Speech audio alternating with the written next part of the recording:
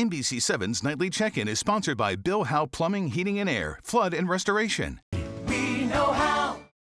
A purple tier takeover in San Diego, but some businesses say they will boldly defy public health orders. So how will county leaders enforce the rules this time around, especially after hearing that? Thanks for joining us for the Nightly Check-In.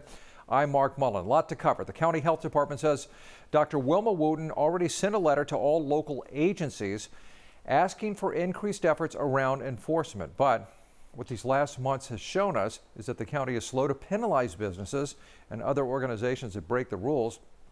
In June, the county sent compliance and law enforcement officers to Hernandez Hideaway in Escondido at least 3 times before finally temporarily shutting down the restaurant. If you remember, in May, the county also temporarily closed the El Prez bar in Pacific Beach, which was shut down for blatant violation of health orders. Now, many are wondering how things will be different this time around. I do feel like there are some businesses out there that won't comply because they have to make a livelihood. You know, they can't shut down completely. We've already lost so many small businesses from this and the back and forth, and they have to support their families. But again, I don't think that there's enough law enforcement to actually enforce it for them either. The county is asking businesses to comply on their own, saying the common goal here, of course, is to reduce the number of coronavirus cases out there, and that will help things open up quicker. Theme park operators across the state once again are urging Governor Newsom to reconsider restrictions that have left thousands out of work. In San Diego, Legoland and SeaWorld will not be able to reopen its rides for a while. The same goes for Universal Studios in Hollywood, where LA is in the same purple tier. Things are slightly better for Orange County, which is in the red tier, but Disneyland and Knott's Berry Farm are still a long way from being able to open. Victor Chan worked as a performer for Disney parks for 18 years. The La Mesa man was furloughed in March and as of December 31st will officially be laid off. It's just strange that technically as of the end of the year, I'll no longer be a cast member, a Disney cast member. It's heartbreaking. Under the state's tiered system, theme parks can't reopen until their counties enter the least restrictive yellow tier. California's Director of Health and Human Services says the reason the guidelines are so strict when it comes to theme parks is that they have a high risk factor. Crowds mix from different places, and there are a lot of high-touch surfaces. Just a few venues may play a large role in the spread of COVID-19. That's from a new study out of Stanford University. Researchers used cell phone data to track the movement of 98 million people this spring. They found that certain locations, such as restaurants, fitness centers, and cafes, accounted for the majority of all infections. Also, capping the maximum occupancy at such places to 20% helped reduce new infections by over 80%.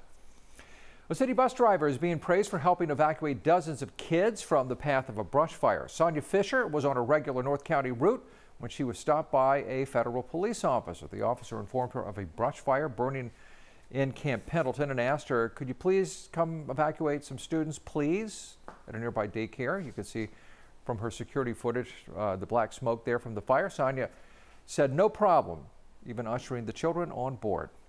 They were all coming in the back door, piling up, and I was just like, okay, here we go.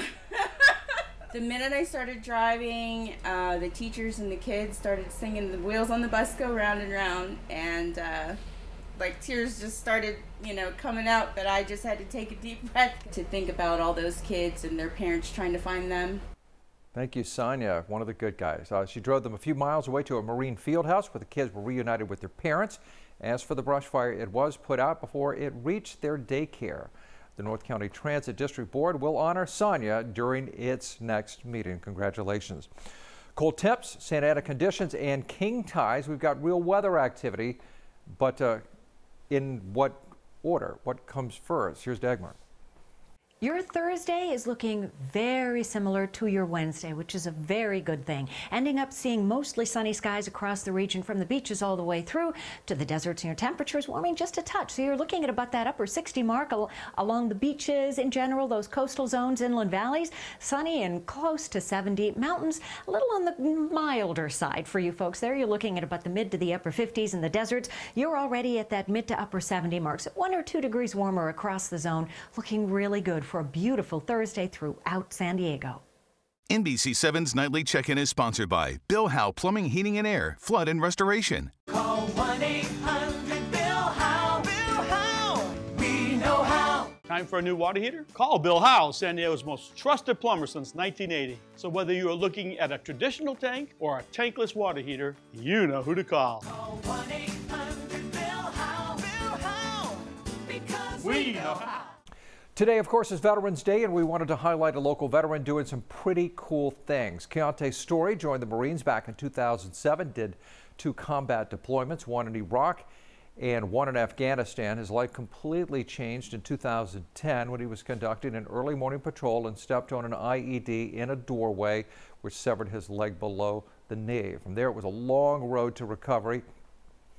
He did much of his rehab here in San Diego. That is when nonprofit Simplify and America's Fun contacted KIONTE wanting to help. They helped him get his first home, even helped him pursue the Paralympics as a Paralympics hopeful in the 100 and 200 meter sprint. KIONTE says his biggest physical accomplishment was actually climbing Mount Vinson in Antarctica just a few years ago.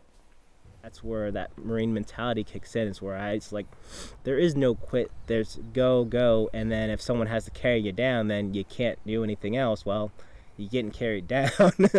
You know, you did all you can at that point. And so for me, that was that mentality. Right now, KIONTE is a full-time student studying kinesiology. His goal is to work with veterans and other people with disabilities. That's going to do it for our nightly check-in. I'm Mark Mullen. Be safe. Have a good night.